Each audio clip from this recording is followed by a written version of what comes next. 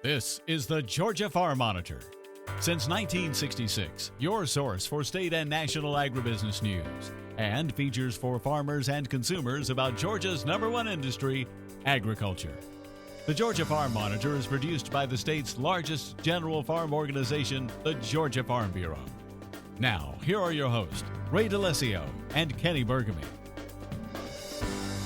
And greetings to you, our dear friends. Hope you're as excited to see us as we are to see you. This, of course, is the Georgia Farm Monitor. I'm Ray DeLessio. And I'm Kenny Bergamy. We got a lot to get to today. Straight ahead on the program, the important topics discussed at this year's Cattlemen's Convention, including the all-important question of just how profitable your cows will be this year. Also on the program, soybean farmers rejoice. The kudzu bug is reportedly on the decline. We'll tell you what a UGA grad student found during his research. Plus, a must-see for all you veterans or family and friends of veterans who know firsthand the effects of being on the front line. Today, we'll meet a former soldier who's turning a donated piece of land into a farming sanctuary for military veterans in need. All this and more starting right now on the Georgia Farm Monitor. The spring season brings a lot of activity around most Georgia farms, and that means using some equipment that has been hibernating all winter. Dr. Wesley Porter took some time to talk about spring startup and even offered watering tips for producers as growing season kicks into high gear.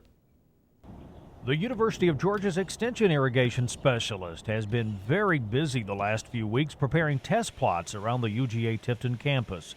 So next, it is predicted to be more of a dry, later spring into summer this year. So what that means is we need to really be ready and be prepared to turn our irrigation systems on, make sure they're up to par, ready to go. And we're in planting corn now. You know, if you hadn't already checked your irrigation system and know that it's running well, better get it up and get it going, make sure we have no major problems or issues that are going to cause breakdowns during the season, and be prepared to use those coming up in this following season. And like most of you with center pivot irrigation systems, Porter said the ones they have at the test plots in South Georgia work very hard during the growing season. He stresses the importance of checking your systems before they're actually needed. That's right. That's exactly right. The system you can see in the background, we actually irrigated. We had to irrigate this field to prevent some crusting here a few weeks ago. Went to run the system today and noticed that we have a switch that's out on it that wasn't out a few weeks ago. So the lucky thing for us at this point is that it has rained a good bit. We got some more rain predicted this week. But if we were in the middle of peak water use and that happened, we'd be in trouble. You know, we'd be kind of hurting and trying to rush somebody out here to get that system fixed and up back where it will walk and be working again. So Dr. Porter helps instruct producers when it comes to water conservation and ways of improving water application on the farm. He said the science of technology is greatly refining crop growth and yields. Continuing court case right now in the Supreme Court that's going on between Florida and Georgia. And we're all, as specialists, we're a little afraid of what the outcome of that court case is going to be. You know, we push technologies and stuff that we'll talk about a little bit later in the program that our producers can use. And we're a very advanced state in the southeast in Georgia from the standpoint of water conservation, utilization of technologies and all, but it's still there. You know, there's still, when you're in the middle of these lawsuits, sometimes it seems that you can never do enough to ensure that you're protected from that standpoint. And Dr. Porter gave us some examples of technology that farmers can be using today to help when it comes to watering their crops. And so when you start looking at a probe such as this, you set your depths, or you can put each sensor on its own piece of PVC pipe. This design here was developed at the University of Georgia, and now it's currently licensed through a company, so it is protected from that standpoint. But what you can do, Aerometer recommends how you can install these sensors on a piece of PVC pipe yourself. And they also sell self-enclosed systems. So depending on what type of crop you're planting, you may determine where you're going to put these depths. So on peanuts, we typically go a little shallower. You know, cotton maybe a little deeper, and corn even deeper than that. So depths can range from 4 inches under the soil all the way down to 2 to 3 foot. We don't see a lot of root development and movement down to the 3 foot depth in our soils here. So basically, we usually truncate ours around the 2 foot level. That's where our deeper sensor ends up being. Now, if you'd like to get more of Wes Porter's watering suggestions and/or tips on getting ready for the spring growing season, you can email him at the address you see there on your screen. That is wporter@uga.edu. In other news, after years of planning, as well as a few setbacks along the way, the expanded Panama Canal is now slated to open its gates in just a few months, June 26th to be exact. According to the Panama Canal Authority, the project now 97% complete and work on the lock expected to be done by May 31st. Of course, the newly expanded canal will allow larger container ships to move through, connecting the Atlantic and Pacific Oceans. To date, the project is nearly 2 years behind schedule and has cost an estimated $5.3 billion. A new report by UGA says it appears the kudzu bug population is declining here in the U.S. Ian Knight, a grad student at the University of Georgia, says it's not 100% certain if the decline is due to the bug's natural enemies. In fact, the bugs are decreasing, though. That, of course, is good news to soybean farmers. Knight says the decline began in 2014 and is believed to be brought on by two of the kudzu bug's natural predators, a fungus and a wasp. He adds farmers should still keep an eye out for the bugs because, according to Knight, there is no guarantee the kudzu bug population will not return in large numbers. Well, buying livestock, talking to vendors, and hearing about the latest research are just some of the things attendees can expect at the annual Georgia Cattlemen's Convention in Perry. David Jones was there and tells you why this event is so important to the industry. Even though it's still a good time to be in the cattle business, the prices aren't quite what they were just a year ago when they were at an all-time high. That means having a community to share information with about practices that do and don't work on the farm is more valuable than ever. And that's the purpose of the Georgia Cattlemen's Association. It's always easy to go out to an operation and see what they're doing and take home that knowledge and maybe apply it to your operation. And you get a lot of that potential time here to be a member of the association, visit with those producers doing the same thing you're doing, and maybe gain some knowledge from that standpoint. And I can't think of a better magazine that I see around the Southeast than the Georgia Cattlemen's Magazine. And the biggest event they put on each and every year is their annual convention in Perry. It's a chance for cattlemen from all over the state to get a look at various aspects of the industry. It's very important because there's not many opportunities to get everyone from around the state together at one place. There's a lot of different things that go on throughout the year, but this is really the largest and the most folks come here to Perry this time of year, the first weekend in April every year.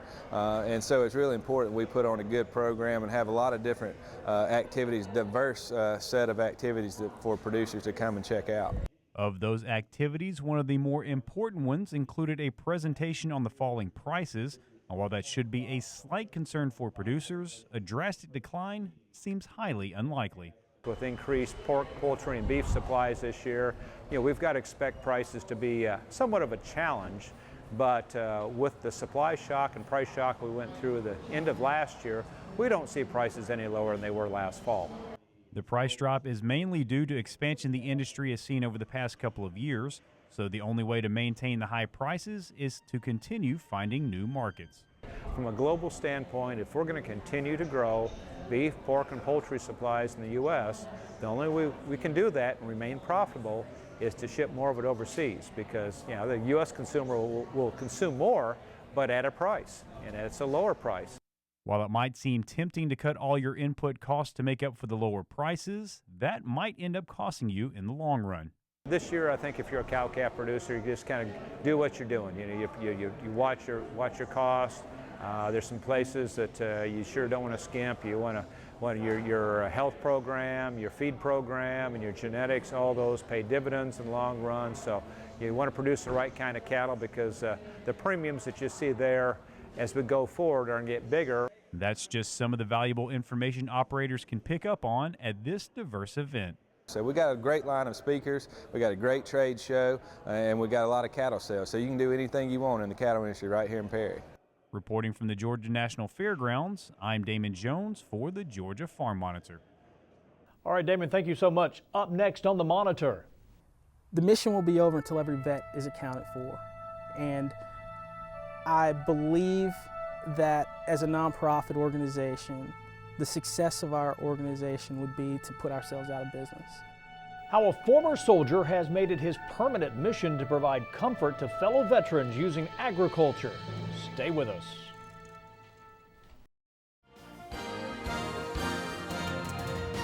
And we welcome you back to the Georgia Farm Monitor. In a study by the U.S. Army, it was determined that 1 in every 8 soldiers returning from Iraq and Afghanistan suffer from PTSD, also known as post-traumatic stress disorder. Even more concerning is less than half of them seek out some type of treatment or help. But in Milledgeville, Georgia, there's one soldier who's made it his mission to provide fellow veterans a safe and productive outlet from the adverse effects of war. Yeah, I love this pig, man. He's just a good guy. He spoils us a lot.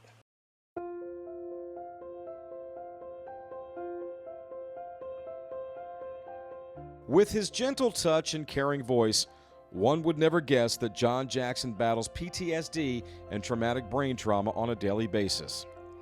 Between 2005 and 2012, Jackson served 6 tours of duty in both Iraq and Afghanistan and lost many friends along the way. But more upsetting to this soldier is what he experienced once the fighting was done and he returned home to civilian life. You come back to the States, you got a lot of things going on where you used to be doing a lot of different things concurrent at one time, and you come back to the States and the out-tempo of the States don't work how you were used to in the battlefield. Our animal brains kick in the battlefield. It doesn't know the that you've changed geographical locations from the battlefield to here, and you're still in go, go, go mode. So to help with that difficult transition, Jackson founded Stag Vets Incorporated, a nonprofit organization dedicated to providing the best care and treatment for war veterans in need. That led to the creation of Comfort Farms, a 20-acre complex named for Jackson's friend Kyle Comfort, who was killed in action on May 8th of 2010. Why the concept of farming? When other guys come back from overseas and come back from the military, they may get into some other military career. Why farm life for these veterans? One of the reasons that a lot of veterans are getting into farming is because we're bringing back to it the team unit cohesion type thing, where we're working together to establish, something that's real critical right now, which is food. Food security, whole and natural foods on a local level. Those are things that America is really trying to crack the code on. But those are things that veterans, and in the way that we're doing it, we are infusing our vets into the system that we can crack the code, and we're cracking the code on it. We have the answer to how can we solve our food issues and our problems. Veterans can come into that. We can teach them how to farm, how to do agriculture, get back into there, claim a stake in America's heartland, and give back to the communities in ways that have never been done before. So it's a new mission. But for those veterans who accept the mission of working on Comfort Farms, Jackson says they do so with an understanding that the farm is not only a comfort zone, it's also a business model with a very bright future. The high-end food industry want local, sustainable food. Organizations, institutions, universities, they all want sustainable food. They want food that's grown local and that's grown with ethics and morality. So that's what we're teaching here. That's who we're going to be our main customers. On the flip side of that, we feel that good food, healthy, whole, natural, sustainable food should not just be something for the rich. We feel that in the lowest socioeconomic ladder that folks should have access to good, clean, organic food as well. And so that was another things that we're going to tackle. The food, the byproduct of our institutions is also going to be filtered into our communities. Something else that makes Comfort Farms unique is that everything you see here was made possible through donations. We're talking the hoop house, the electric fence, the land itself, even the animals. Something like that would take years to build up, correct? No, all this in just 2 months.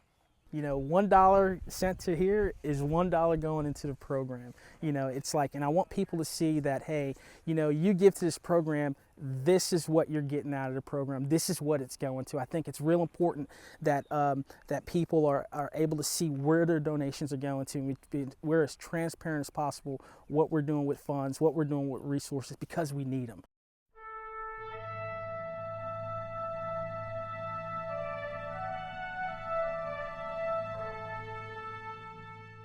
And my final question for you, I guess I'll put it in terms you can understand, military terms. Is the mission over? Never over. The mission is not over. And let me take that back. The mission will be over until every vet is accounted for. And I believe that as a nonprofit organization, the success of our organization would be to put ourselves out of business. So when we are able to address every veteran need, and we go over a fine-tooth comb of all the homeless veterans and all the displaced veterans and all the veterans who are suffering from PTSD silently, and able to give those veterans who have suicidal thoughts a place to express their concerns to. When we're able to do that in a way, I really think that's going to be the truest impact of what my organization, Stag Vets, is about, and what creating comfort farms, the impact of what we're going to be able to do is just going to be enormous. And then at that point, when we're able to say that the last veteran has been accounted for, leaving no comrade behind, then I can say, mission success. And if you'd like more information on Stag Vets Incorporated or Comfort Farms, just log on to the address you see there on your screen. That's stagvetsinc.org. You can also find them on Facebook. If you get a chance, go on there and like the page. And just a reminder, if you missed any part of the story or others on today's program, you can still see them in their entirety at our YouTube channel. That is the Georgia Farm Monitor. Once there, you can browse the archive of stories dating back as far as 2009. And once you're done watching all those great stories, just keep on clicking like the Georgia Farm Monitor Facebook page we have set up for you. Of course, if you have a story idea or if you just want to leave us a comment or suggestion, feel free. Send us a message either on Facebook or at the address listed below. That is news@farm-monitor.com. Take me out to the ball game. Take me out to the crowd. With Major League Baseball now in full swing, a report by the National Hot Dog and Sausage Council says more than 19.4 million hot dogs will be consumed this baseball season, as well as 4.3 million sausages. To break things down even further, the council says LA Dodger fans remain the biggest consumers, with an estimated 2.6 million dogs anticipated at Dodger Stadium this year. Yankee Stadium ranks second with an expected intake of more than 1.5 million dogs. Cleveland and Texas expected to battle for third place. In 2015, Atlanta, by the way, ranked sixth in the top hot dog consuming cities list. When we come back, still going strong after half a century, while the Georgia Pecan Growers Association's annual education conference gets bigger and bigger every year. That's next when the Georgia Farm Monitor continues.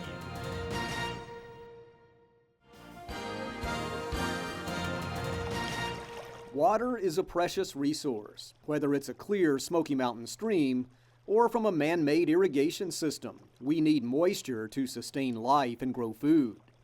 But it seems the past decade or so we've seen two amounts of rain here, not enough or way too much, like the Middle Tennessee flood of 2010. It's an inconsistent weather pattern that's becoming our new normal. These droughts and floods are happening with amazing frequency, and we're going to probably be seeing more of that. So in terms of what we're trying to do with this particular project is look at how Tennessee and Tennessee agriculture might be able to adapt to these changing situations. Dr. Forbes Walker, Dr. Sean Hawkins, and Dr. Chris Clark with UT's Institute of Agriculture are part of a research effort. They're monitoring how changes in droughts, floods, and temperature will affect land use in the Tennessee and Cumberland River basins. From livestock to row crop production, agriculture is dependent on water. So we're here at the Little River Dairy Farm today, and we've instrumented this farm with water meters, and what we're seeking to understand is exactly what is our water use per production unit here, and where are our opportunities to save water and to conserve water. This is a 5-year, $5 million study funded by the USDA. Researchers want answers to questions like how do we feed livestock or irrigate crops during droughts? And inevitably, floods are coming. Can we predict when and where? There's also an economic component to this study. Researchers are documenting water needs for agricultural enterprises, such as cattle operations and row crop farms as well. But just about any business uses water. So we're looking a lot at how we're using water in the state, not only in agriculture, but also across other industries, and looking at sort of the role that use plays in the broader economy. So trying to trace out those economic impacts of and valuing the use of that water. It's best not to be surprised by weather of extremes in the future. We need to be prepared, and for agriculture to remain sustainable, it will take a clean and abundant water supply. This is Charles Denny reporting. Finally, today we finish in Perry, Georgia, where recently the Georgia Pecan Growers Association held their 51st annual educational conference and exhibition. And every year this event brings growers together to learn about advancements in an industry that is growing worldwide. The Monitor's Mark Wildman has the report. At the Agri Center in Perry, over 500 Georgia pecan producers gathered to hear about how they can better manage their orchards and how their industry keeps growing. This conference is in its 51st year, and the number of producers in attendance keeps getting larger.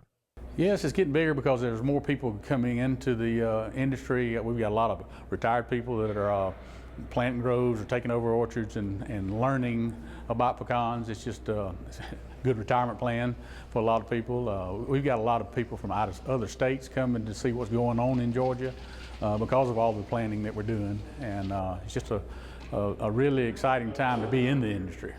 The event brings a number of experts together to discuss many different topics that are designed to keep Georgia #1 in pecan production.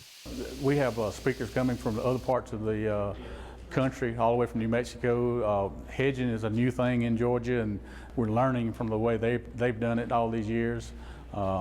You learn things from Texas. They do things different, but it's something new to learn. Every year is different for every farmer. I don't care how long you've been in it. Every year is different. New varieties are coming out fairly commonly here recently. You know, growers a lot of times are very curious about those because everyone's wanting that secret pecan that has no problems. I don't know if we'll ever find that one, but we continue to find, get new, better cultivars being developed going forward. So we hope that continues. Over the years, exports have been on the rise thanks to the market in China, and the industry has continued to plant more trees. But eventually, all of the new acres of trees will begin to hit the market with pecans, and the industry will need to make sure the demand stays high through aggressive marketing efforts. We've grown a lot over the last few years with the price improvements that we've seen. Hopefully, we will continue to be able to sustain that. We've got a lot going for us as far as pecans. The export market continues to hold up well, even in the face of China's economic downturn. We hope that the profits for us continue there. We really haven't had a whole lot of broad national marketing on pecans, and hopefully if we get this federal marketing order, that will happen and that will help us as well. Even though times are good now for pecans, those that have been in the industry a long time know you need to be cautious about starting or expanding your pecan operation. Yeah, a lot of people ask me it's a good time to get in the pecan business, and I tell them it's a good time to be in the pecan business. You're a little late, because if you start getting in now, you may hit the cycle going back the other way, because everybody knows how farming is. Not only did producers learn a lot, they also got to browse a trade show with many different products on display to keep Georgia #1 in pecan production. Reporting for the Georgia Farm Monitor, I'm Mark Wildman. Mark, thank you very much, sir. Very nice job. That is going to do it for this week's edition of the Georgia Farm Monitor. Just a reminder, for all the latest ag info regarding food, great recipes, and what's happening down on the farm, be sure and check out our Twitter, Facebook, and Pinterest pages. You'll stay informed and see what's up in the world of farming and the Farm Monitor Show. Take care, everybody. We will see you next week right here on the Georgia Farm Monitor. Have a great week, everybody.